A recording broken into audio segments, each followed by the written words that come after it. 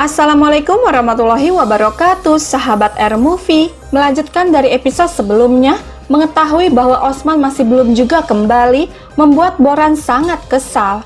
Dia berkata, "Di mana Osman Bey? Beritahu aku, kemana kalian membawa Beimku? Setelah aku bebas, aku akan merobek jantung kalian semua. Aku akan merobek mereka satu persatu." Lalu Konur mengatakan, "Kita seharusnya tidak meninggalkannya. Tentu Fede Sultan memiliki rencana, apalagi yang dia inginkan." Aikut juga mengatakan, "Jika mereka melakukan sesuatu, aku akan membakar Konya." Tidak lama dua orang tentara datang seraya berkata, "Apakah kalian siap untuk syahadat?" Kemudian mereka mulai membagikan beberapa pisau kepada Boran dan Alpen lainnya. Menyaksikan ini jelas membuat mereka bingung. Lalu Boran bertanya, "Di mana Beimku? Siapa kalian?" Dan tentara itu menjawab, "Kami melayani Komandan Kokmas dan kesetiaan kami untuk Sultan Mesud." Menyaksikan ini Sultan Mesud berkata, "Ewalah, bangsa kita akan terselamatkan berkat tentara seperti kalian." Lalu Turhan mengatakan, "Beritahu aku saudara, di mana Osman Bey?" Dan tentara itu menjawab, "Mereka memasukkannya ke penjara bawah tanah, hanya itu yang kami tahu." Kemudian mereka pun pergi dari sana. Sementara itu, beberapa Nokres datang memasuki ruangan seraya berkata, "Komandan Naiman, penjaga kita melihat rombongan datang dari Tabriz." Mendengar ini Naiman bertanya, "Siapa? Siapa yang datang, Tendu?" Dan Tendu menjawab, "Aku tidak tahu, Komandan Naiman. Para prajurit sedang mencari mereka kemana-mana." Kemudian Naiman berkata, "Kelompok itu tidak akan pernah mencapai Konya, Tendu. Osman akan mati dan Konya akan berada di bawah kekuasaanku. Tidak ada yang bisa menghentikannya.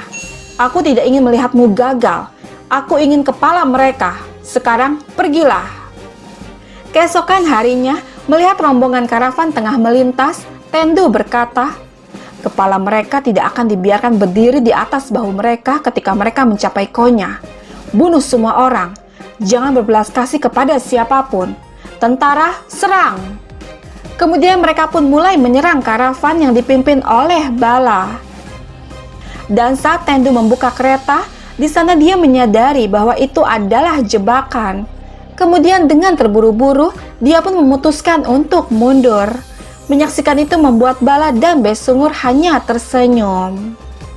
Sementara itu, di Yenisehir, saat Benggi hendak berangkat untuk pengasingan, dia berkata, "Jadi, ini sudah waktunya.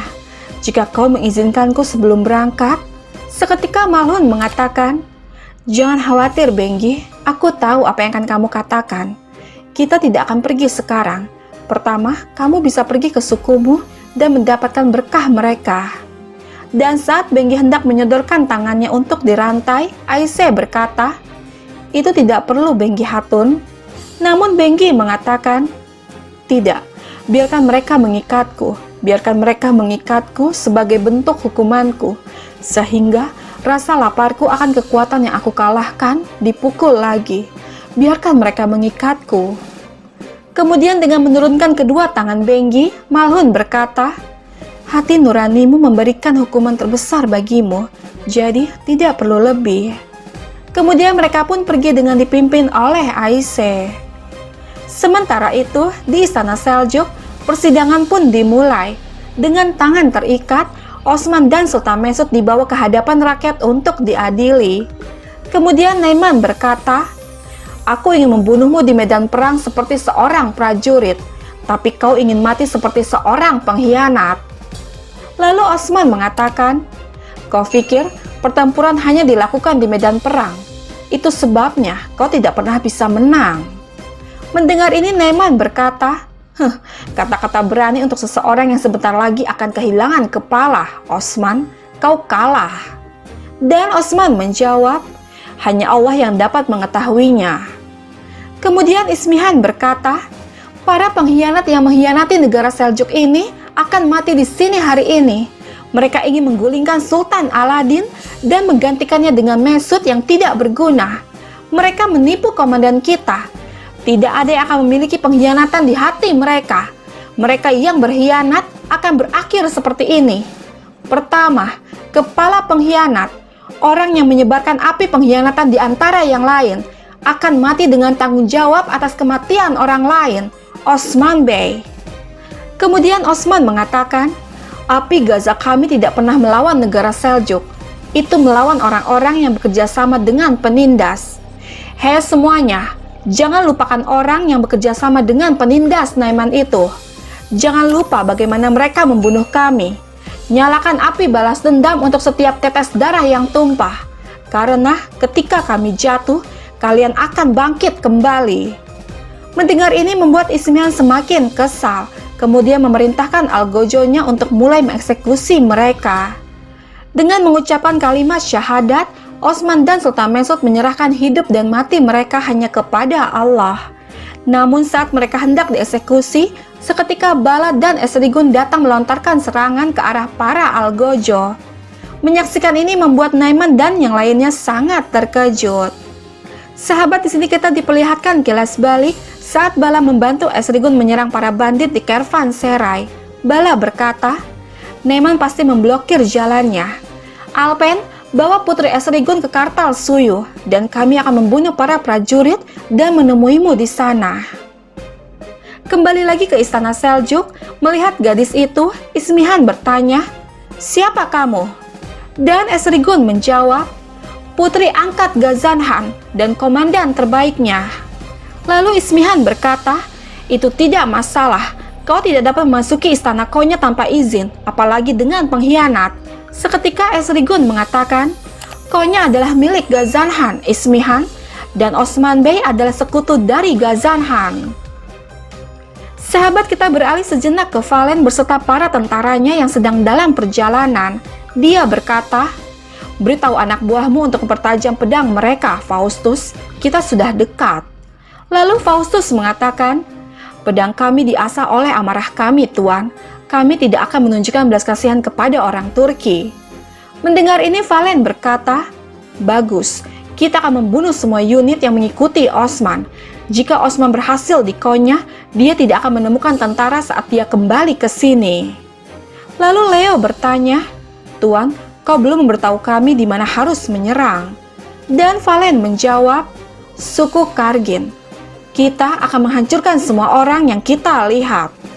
Kemudian mereka pun pergi untuk menuju suku Kargin. Sahabat, kita kembali lagi ke Konya. Esrigun berkata, Konya adalah rumah Islam. Osman Bey mengirim surat. Aku melihat surat itu sendiri, tapi Sultan tidak menulisnya. Ibunya yang melakukannya. Naiman ada di sini. Kau adalah pengkhianat. Mendengar ini Ismihan berkata, istana Konya akan menjadi kuburanmu. Beraninya kamu. Kau juga, Bala Hatun. Kemudian Osman berkata, Fede Sultan, menyerahlah. Jadi tidak perlu ada pertumpahan darah. Namun Ismihan menolaknya. Kemudian pertarungan pun terjadi di sana.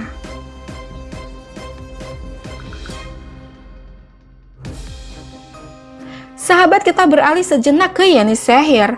Malhun berkata kepada para pekerja, kalian akan berhenti membuat koin untuk saat ini. Ketika Osman Bey datang, dia akan beritahu kalian apa yang harus dilakukan. Dan mereka menjawab, seperti yang kau perintahkan, Malhun Hatun. Tidak lama seorang Alpen datang dengan berkata, Malhun Hatun, Tekfur Bursa menyerang di mana-mana. Suku-suku mengirim orang satu demi satu. Uras Bey, Dermihan Bey, mereka semua mengirim utusan. Situasinya tidak baik. Satu kelompok akan pergi ke Kargin. Mendengar ini membuat Malhun serasa tidak percaya, lalu berkata, Alpen, siapkan kuda. Orhan, Aladin, kita berangkat. Ulgen, beritahu Kumar Abdal, biarkan mereka memberitahu semua tabib. Semua orang pergi ke suku-suku. Gokluce, Inegol, Belci, Karacahisar, kirim berita kemana-mana, biarkan mereka mengambil tindakan pencegahan. Kemudian mereka pun bergegas untuk berangkat. Sahabat, kita kembali lagi ke Konya. Pertarungan masih berlanjut. Dan saat Ismihan hendak turun tangan, seketika Naiman menghentikannya dengan berkata, jika Esrigun bisa datang ke sini hari ini, maka itu berarti Konya tidak mematuhinya. Konya masih milik Gazanhan, Ismihan. Kita harus mundur. Mendengar ini Ismihan berkata, Konya adalah milikku. Bahkan jika aku mati, Aku tidak akan menyerah, Naiman. Lalu Naiman mengatakan, untuk mengambil kembali koinnya kita harus pergi sekarang, Ismihan. Melihat kekacauan yang terjadi membuat Ismihan tidak bisa berkutik. Kemudian dia pun pergi untuk melarikan diri.